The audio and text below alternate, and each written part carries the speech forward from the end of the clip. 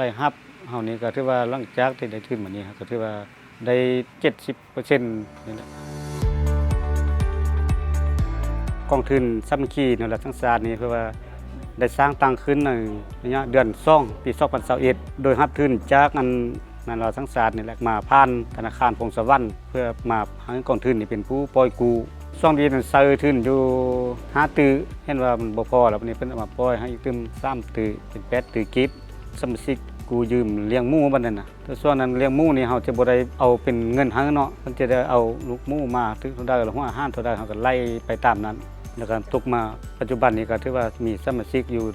120ปลายกว่าหลายนี่แหละกูยืมเป็นตรงนี้นี่เพิ่นปล่อยมีวงเงินจำกัดสูงสุดมีแต่50แต่เก่าแท้ใดหลายอันเลี้ยงหมูนี่ยังแต่เป็นฮอด200 300ก็มีเพราะว่า100ตัวนี่มันก็ขึ้นกับการหมูซาเด้เนาะหมู100ตัวกับหัวอาหารแท้สิมันก็ตกอยู่ฮอด3-400ป้ายแล้วตกมาระยะนึงแล้วเพิ่นบ่หาแล้วเพิ่นมาเปลี่ยนว่าเป็นแต่50ล้านกีบต่อรายสำหรับอันธนาคารเนาะเพราะว่ามาให้กองทุนเฮานี่ถือว่า 9.6% ต่อปีเนาะแล้ววันนี้กองทุนเฮามาปล่อยให้สมาชิกนี่ถือว่า 12.6% ต่อปีแล้วส่วนต่าง30%นั้นถือว่าเฮาจะได้มามุ่นเซอร์เข้าในอันเวียกงานเป็นเอกสารสร้างบ่เป็นระบบอินเทอร์เน็ตนี่แหละเนาะเฮาเฮ็ดฟาร์มบ่เฮาก็ได้เซอร์ขึ้นเพราะว่ามีขั้นเทิงเฮียกฮอมาเฮาก็ได้เซอร์มุ่นเซอร์ก็ปกติเลี้ยงอยู่หั่นก็6คอก100สาวแล้วก็มาเซาคอของเพิ่นแต่เก่าเพิ่นเฮ็ดแล้วเพิ่นบ่ได้เลี้ยงแล้วเซาคอเพิ่นนั่น150รวมเป็นมึง300ตัวนี่นะเลี้ยงก็ตามสุดก็เป็น3เดือนเฉลี่ยน้ำหนักนี่ก็105โลนี่นะก็มีตัวยอด80ปลายหรือว่า120 130ก็มียาวสุดก็ได้140แต่ละจำหน่ายนี่เฮากลุ่มค้าสัตว์ของเมืองสยามเฮานี่แหละเพื่อเฮาได้เซ็นสัญญาเนาะก็เจ้าแต่ละงวดนี่ได้ขึ้นแผนวันที่นี้ที่นี่เฮามีแฟนค่ายส่งให้กสิกรรมก็เจ้าก็แบ่งกันมาเอาเพื่อบ่ค้างเรื่องหมู่บ่เพียงพอว่ามือนึงนี่เขาเจ้าสิค้าอยู่ประมาณ35-40ถ้าช่วงอยู่บุญก็มัน50-60ตัวเนี่ยมักไม้นี่ก็สนองภายในเมืองเขาจะมีผู้สร้างเลยเอาเขามาไม่ค้าไปเมาเอาขาสร้างส่วนเลยแล้วก็บางเทื่อก็ออกตั้งแข้งไปล่วงเขาบ้างเพิ่นก็เอาไป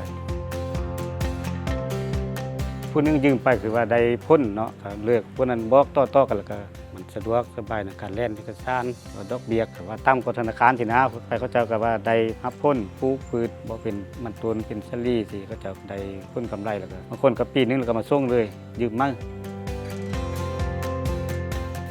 อีทนี่เขาก็ได้รับกันแนะนำเนาะคือท่านประธานสภาแห่งชาติกับท่านเจ้าแข้งเจ้าเมืองเพิ่นมายามๆเพิ่นก็ถามความเป็นมาของกองทุนเนาะเช่นสิมีจะแนะนำทุนดอกเบี้ยต่ำหั่นเด้อ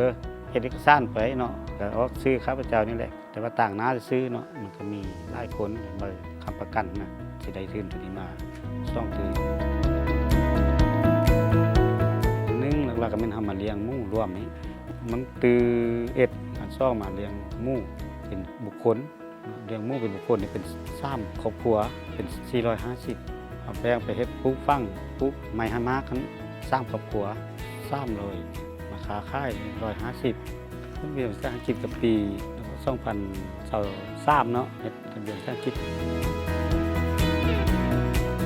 ก็มีช่วงนึงเนาะเอานำเขาจากอันประเทศไทยมาแล้วก็พอดีด้านเขาเจ้ากำกัดได้ช่วงนั้นเนาะมาพักไว้หันเราเข้ามาเรียนพอดีเจออันมักเห็บถล่มได้ช่วงปีนั้นมันเป็นปัญญาปอดก็มีการเสียหายได้หน่อยนึง